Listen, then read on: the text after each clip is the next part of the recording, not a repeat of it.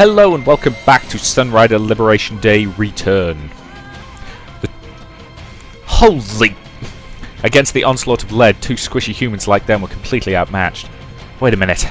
You're some kind of god, aren't you? Can't you do something? Just using my powers willy-nilly isn't such a good idea, Captain. Why not? Look, it's really hard to explain when a mechanized drone of death is raining down bullets on my head, okay? Shit! Shields pounded the console in rage. At this rate, they were going to get turned into mincemeat. Isn't there something you can do? I can manage this much. Claude reached into her cleavage and pulled out a small pistol. Whether she'd materialised the gun using her powers or had merely been packing heat between her boobs the whole time, he had no idea. Ugh. He took the pistol. The handgun was not going to even scratch that drone's armour, but it was something. Now armed, he surveyed the room for other tactical advantages.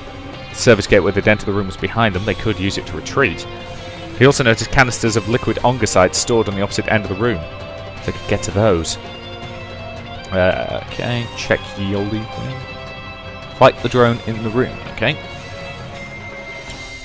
A plan formulated in his mind. Stay here!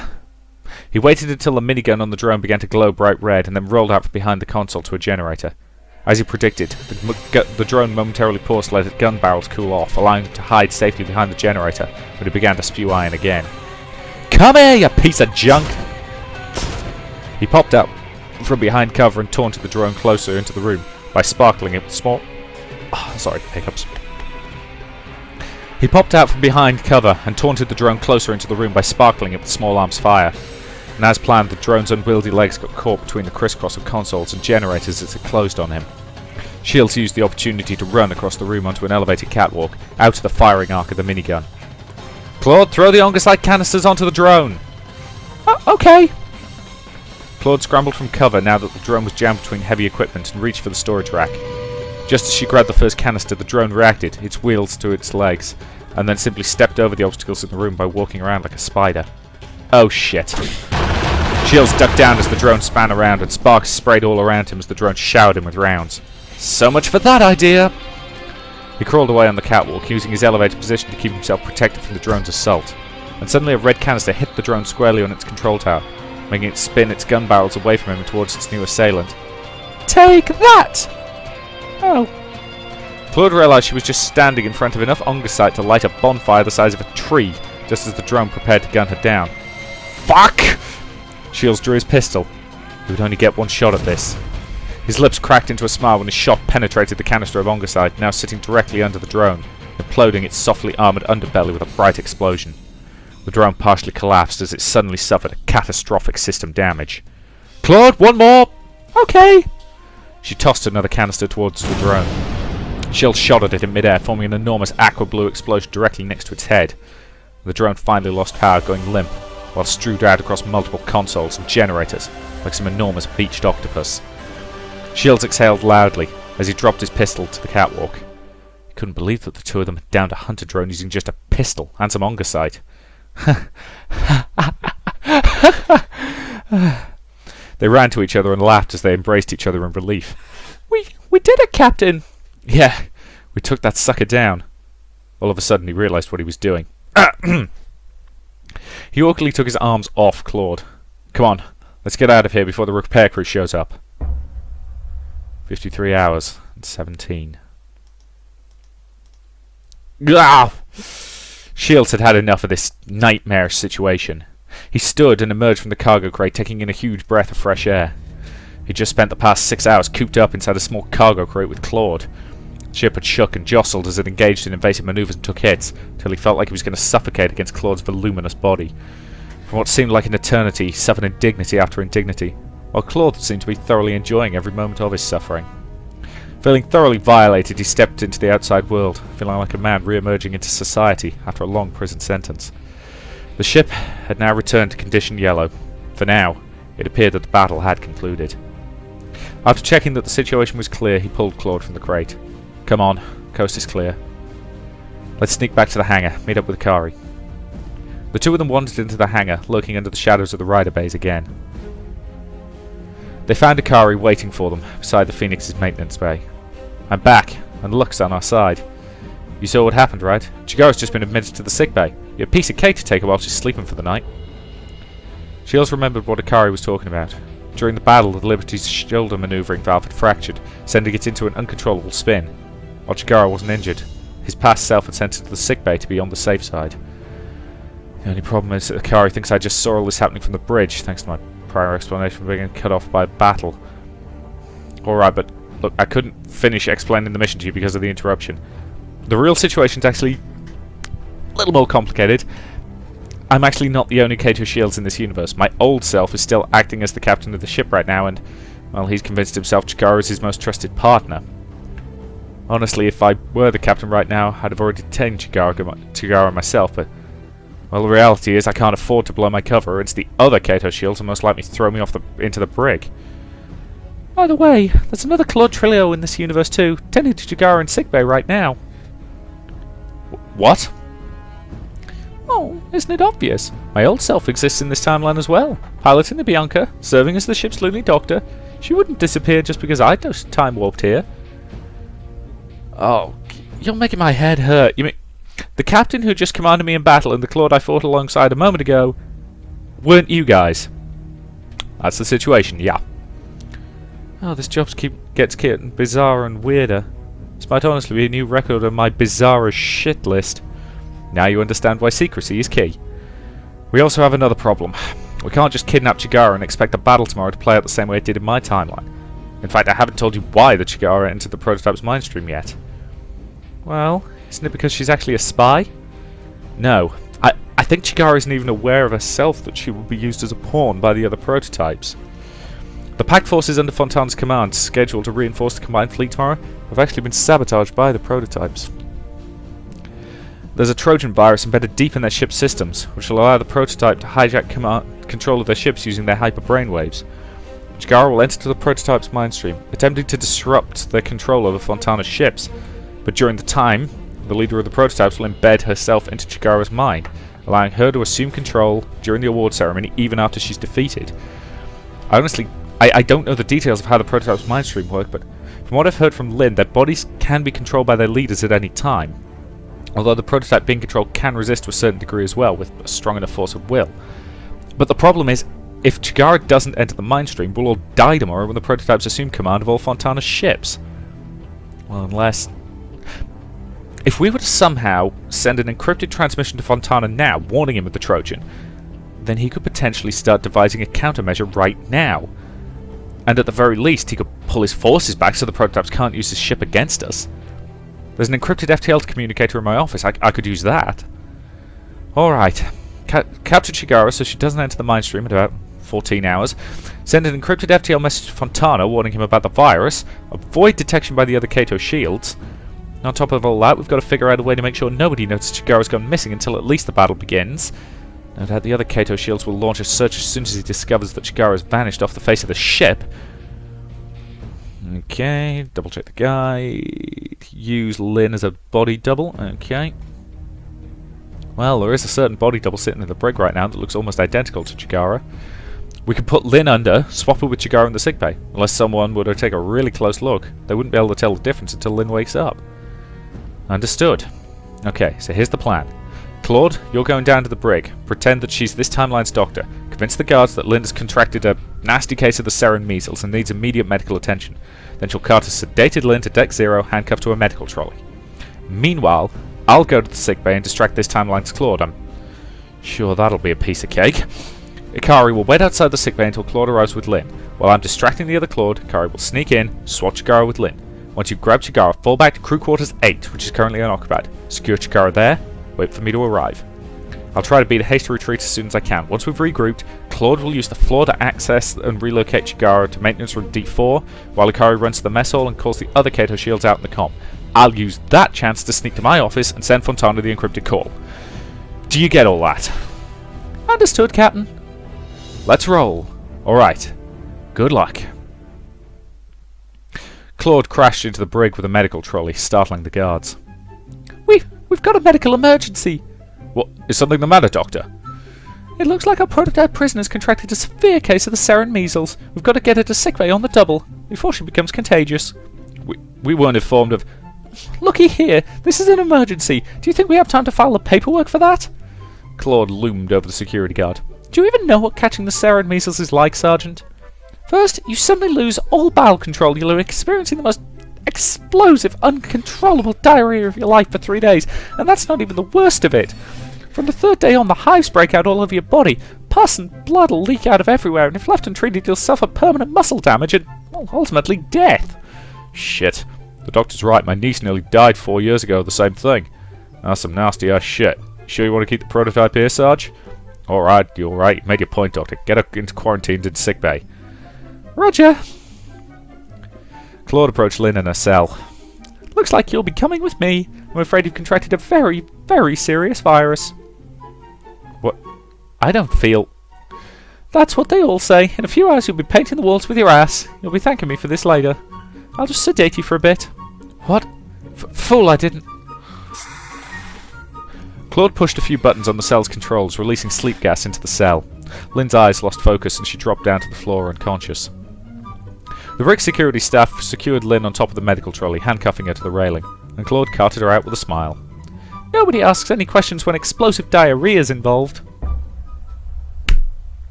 That might be one of the most fantastic lines of dialogue I have ever heard. I appreciate I heard it 2 days ago as well, but it was great then too. Shields entered the sickbay. He had to distract this timeline's Claude long enough for his partner to nab Chigara out from under her nose. He grimaced to discover that Chigara was sleeping just 2 beds away from where Claude was working in her office. This was going to be harder than expected. But he had an idea. He pretended to walk over to Chigara and stand over her like he was concerned for her health. As expected, old Claude sniffed out his presence like a canine and crept up behind him. She wrapped her arms around him from behind and put her face on his shoulder, tickling his ear with her pink wavy hair. This woman wears too much perfume. Oh, Captain, I'm afraid Chigara's still sedated. You'll just have to wait a few more hours until she wakes up. I can understand why you want to get her back on her feet as soon as possible.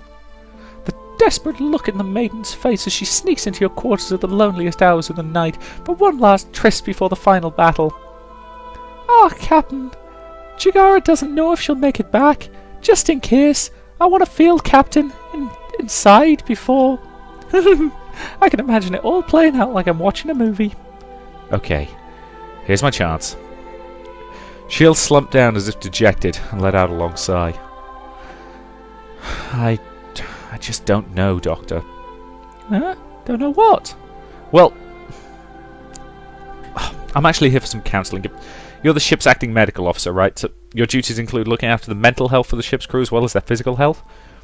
Well, yes, that's certainly true. I've been wanting to talk to you, Doctor. It's about Chigara, but... Look, I can't talk about it here, not in front of her. Ah, of course. Let me just get into my office and pull the cover closed. You can tell old Claude anything, Captain. Claude practically pushed Shields into her office and drew a sliding wall closed, giving them both some privacy. Yes, it worked. Now, what's the nature of the counselling you need, Captain? Well, it's just... Things are moving so quickly. It's been just over a week since we kissed for the first time, and she's already talking about things like marriage and children. And whenever she talks about how many babies she wants to have, I have to wonder, is this really the life I want for myself? I'm ashamed to even look at myself in the mirror, Doctor. I can't believe I'm having these doubts right now. Oh, Captain, don't you worry about a thing. It's completely normal to have unexpressed doubts when your partner advances a relationship too quickly. In fact, it's only inevitable, because of the enormous amount of stress you two are under right now. All she cares about is her bakery. I don't even know if I'm any good at baking bread. I'm a starship captain, for crying out loud, Doc. I work my ass off for this commission, but to just up and retire early for a bakery? But whenever she talks about that ruddy bakery, she has that dreamy look on her face. I end up going along with it every time.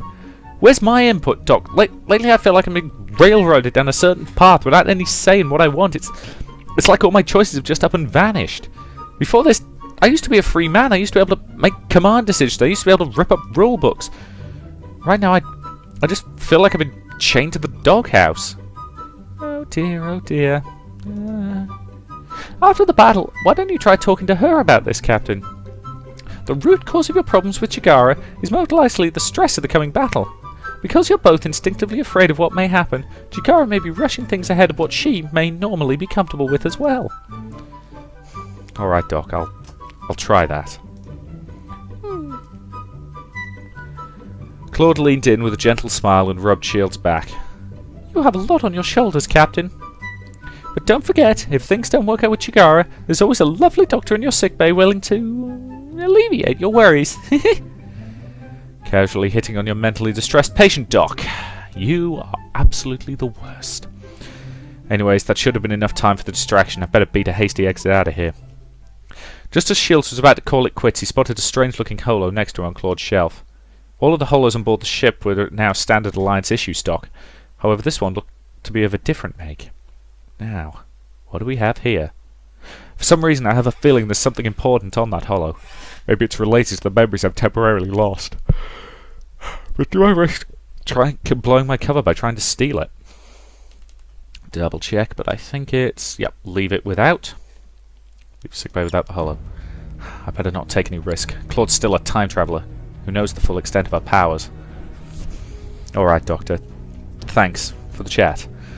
I feel a lot better now. I should head back to work. I'll see you around. Anytime, Captain. Let me open the cover. No need. Looks like you have a lot of work to do in your office.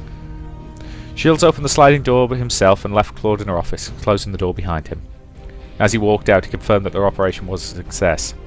He marched out of sickbay, a mischievous grin plastered all of his face. Shields knocked on the ostensibly unoccupied crew quarters while the coast was clear, and he tapped the intercom and whispered, "It's me, open up." The door opened as Shields slipped inside. You're back! As you can see, the plan went exactly as planned. He saw Chikara tied to a chair, still unconscious from sedation. I hope my other self treated you alright. Yeah, she did. Okay, now we've regrouped, let's move on to Phase 2. We need to contact Fontana on the FTL comm. Let's get moving. Actually, there's something else I needed to talk about first. There's something about time travelling I haven't mentioned yet. Oh, I don't like the sound of this. Unfortunately, time travel's nowhere near as flexible as one would expect, or else I would use my powers more often. The main limitation of time travel is that when individuals and events get moved out of sequence in the timeline, a time paradox can occur. Time paradox? I've heard those words before. Slow down, Solar. I'm not quite following. What do you mean the universe is doomed? A time paradox. If the mislocation of an event in the timeline breaks the link of causality between a series of events, then the logical sequence of the entire chain of events will be broken. For example, if I were to travel back in time and remove the prototypes from existence, then all the other events which resulted from their actions would no longer make sense. Such a time paradox can potentially cause the entire space-time continuum to collapse, meaning the effective end of the entire universe. Wait a minute. You mean the kind of time paradox which can destroy our entire universe? Looks like you've finally discovered the hard part of this mission. It's pretty complicated to explain, but the skinny of it is, basically, if we were to succeed in this mission and thwart the Liberation Day massacre, both this universe and the past universe where we come from will collapse and cease to exist. As it turns out, the space-time continuum is really sensitive to time paradoxes, and it resolves them quite forcefully. Collapse? You mean we'll all die anyway, even if we were... What the hell's the point of any of this? Oh, now you're thinking like a human. No, you will simply be wiped from existence. Dying is a natural phenomenon which must inevitably happen to all life forms, but this is an entirely different concept from never existing at all. You travelled here from a future in which the Liberation Day massacre occurred in order to prevent it, but if you succeed in your mission, the Kato shields who travelled back in time would cease to exist, as the massacre never takes place. So then, who would be the man who stopped the massacre? A true logical conundrum. In other words, a time paradox. So, then the future really is impossible to change? The future can be changed. That's why I brought you here. At the end of this journey, you must make a choice. Either you stop the Liberation Day massacre from occurring and avert the tragedy which befalls upon everyone, and destroy this universe and the universe you came from and replace them with a new universe you create with your decision, or you let the massacre occur, accept the tragedy. Then this universe will remain untouched and connect with your timeline. The universe you know will continue to exist, for better or worse. So you're telling me, if I go through with this, everyone I know will vanish from the face of the universe, but then a new universe with copies of those same people will be created? That's the gist of it, yes. And that's the reason why I brought you here. The key here is that the law of causality does everything in its power to resolve time paradoxes. And it does that by deleting the universe where the paradox occurs and creating a new universe which can then logically continue to exist from that point on. In this case, you and everyone in this universe, as well as everyone from the universe where the massacre occurred, will be wiped from existence, thus eliminating the time paradox. But then, a new universe where the massacre never occurred would be born, and everyone would still exist in that universe, completely oblivious to the fact the massacre even occurred, or that there was a desperate mission to prevent it. Then we can still save everyone, by creating a new universe where the massacre isn't prevented but simply never existed at all. Ah, now you're understanding how this all works, Captain. This time travel's still hard to understand.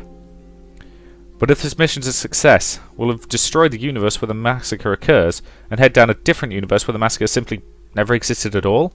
Basically. In this circumstance, I intentionally sought to create a time paradox in order to manipulate the law of causality into destroying the universe you don't want, and into creating one you do want. It was pretty drastic, but it's not like anyone's out there who can stop me, so...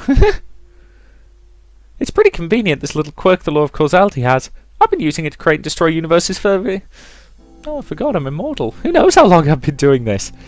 Anyways, now that your choices have been laid out in front of you, I want to watch you choose Kato Shields, hero of the galaxy.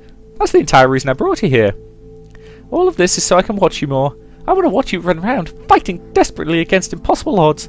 I want to see the tears in your eyes when you fail, the euphoria coursing through your veins when you're victorious. The bigger the stakes, the more tortured your dilemmas, the mightier your enemies, the more I want to see you fight, because it brings me so much pleasure seeing you in action.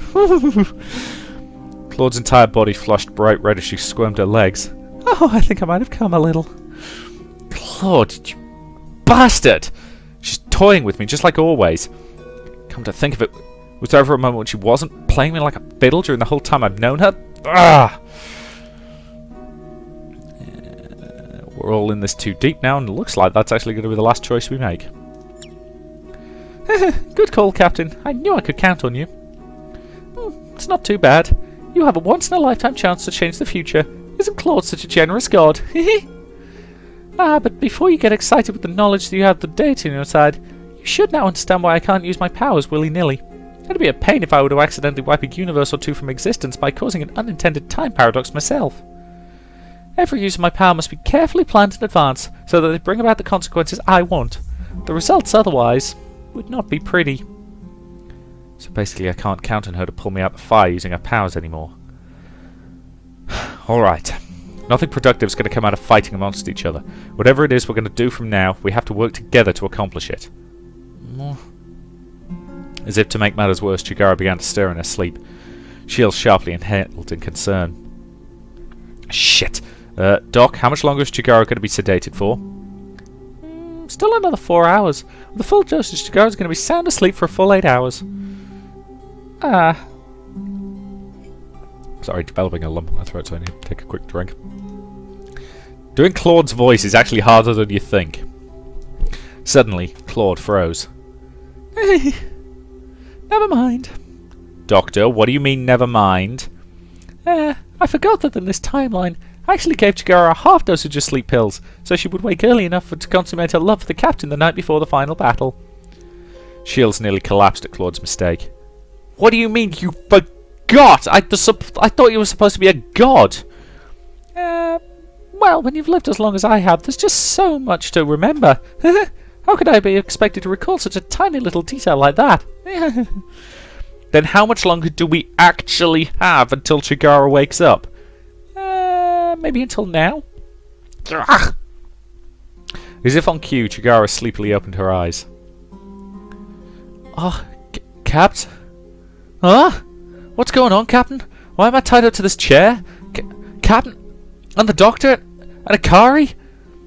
Chigara's eyes darted around the room while she struggled against the ropes in a panic. Shit! Okay, for now I've got to calm Chigara down. Chigara, don't worry. I'm here. I'll protect you. All of a sudden, Shields felt at a loss. His usual collected demeanour fell apart. Random words merely leaked from his mouth as he spoke to Chigara in a daze. Chigara. He had felt her die in his very arms. When the spark of life left her body, a demon had awakened in him, a demon willing to burn the entire galaxy to avenge her. Despite being a spy, despite betraying him, despite murdering Candlelight Alliance leaders, Shields had loved her with his entire heart. And that's exactly how the Shields of this universe feels about her. Chigara, calm down and listen to me. Shields knelt down in front of her. Despite waking up tied to a chair, the sight of her lover's face managed to calm her fears. What is it, Captain? I admit this is quite a strange way of waking up after a doctor's visit. But you wouldn't do anything bad to Chigara, would you? I trust you. I'm about to tell you something important, but no matter what happens, I'll protect you. Because this time I'm going to save everyone, including you, Chigara. Alright, here I go. The truth is, you're a prototype, Chigara. Claude's initial report turned out to be incorrect. She did some more tests and she found out that without doubt that you're an artificial clone. No way. Don't worry. I'll still make sure you're not harmed, but you have to stay put for a while until the rest of the prototypes are defeated. You could be mind controlled by the leader at any time, so this is for everyone's safety. But this means we won't be able to start a bakery with Kato. We won't be able to have children. No. Chigara is a normal girl. Chigara is a normal girl. Chigara is a normal girl. Chigara. Shields tensed with apprehension. He knew this was going to be difficult to explain, but he had to make sure Chigara would understand the situation. And suddenly Chigara broke out into a scream. My... She fell unconscious as quickly as she entered a fit of frenzy. Then she snapped awake. Except this time she was different. Huh. You did well to see through my plot, Shields. He stood in shock. Chigara had just been body-jacked. This was now the prototype leader he was talking to. You're... But don't think I didn't have a backup plan of my own. All of the lights inside the room shut off, or more accurately, every single light inside of the ship deactivated. Shields heard the familiar soft humming of the ship's engines sputter out. With nothing running, the eerie silence fell over the ship. Then the sound of a laser cutter, and the clatter of plastic hitting the ground as Chigara's chair split in half shattered the silence. Can't see a damn thing! I know, my holo! Shields pulled his holo out and put it on maximum illumination, casting a weak light over the room. Long shadows surrounded him, filling his heart with dread. He'd confirmed that Ikari was still safe, however Chigara was now nowhere to be found. All that remained were the broken fragments of the chair and the cut rope on the floor. A handheld laser cutter, roughly the size of a cigarette, continued to burn on the floor until Shields picked it up and shut it off. Did you see which direction she took off? Negative. It was pitch black and the sound of the cutter covered up all our movements. We've been had! Shit! I made a mistake. Should have known Chigara could be body-jacked at any time. It's exactly what Lynn told me when we escaped the life pod together. All this talk about preventing her from entering the mind stream confused me into thinking we'd be safe as long as we got to her before then. No, the reason we have to prevent Chigara from entering the mind stream is to prevent the prototype leader from body-jacking her after the leader is dead. Chigara can still be body-snatched whenever the prototypes want while the leader's still alive. Wait a minute. Shields looked around and realised that Claude was nowhere to be found as well. Claude? Did Chigara get her? No way. Chigara isn't powerful enough to take Claude on, even while under the control of the prototypes. Claude must have vanished of her own will. Damn it. Now that she's explained all the rules of this game, she expects me to figure out the rest on my own, huh? She's probably still watching me, eagerly waiting for my next plan of action. Let's be honest, knowing Claude, she's probably... No, I was contemplating whether or not to say it, but let's be honest, knowing Claude, she's probably furiously masturbating in a corner while invisible. Because this is Claude we're talking about here. As I said, she is perverted Q. Claude's gone. Where'd she vanish to? And now we have a new, huge problem. The prototype leader laid out its trap for us, and we just stepped right into it. Sunrider's main reactor's been remotely shut off. Without it, we won't be able to get an FTL transmission sent to Fontana. Even worse, we're essentially sitting ducks for the Loyalist Pack fleet now. Unless we can get power restored ASAP, the ship is going to be destroyed. I can't believe we were fooled so easily. If I can get to engineering, I might be able to restore the ship's power. It's a long shot, but maybe I can do whatever the prototype's done to our systems. Wait, the Sunrider also has an emergency FTL transmitter. It operates on a separate battery pack. It's all the way down at Deck 2, Section 37, but if we get to it, we could get a message to Fontana even without power. Oh, Section 37's too far from here. Here's what we should do. I can probably figure out what Chigara's done to the main reactor. I'm going to run to engineering and restore power. While I'm doing that, you can go to the emergency FTL transmitter, send Fontana the message. Sounds like a plan. Glad to have you on my side, Ikari. Don't worry, I'll get the ship operational again. Well, that to me seems like an excellent point to end this part, so thank you very much for watching, and I will see you in the next.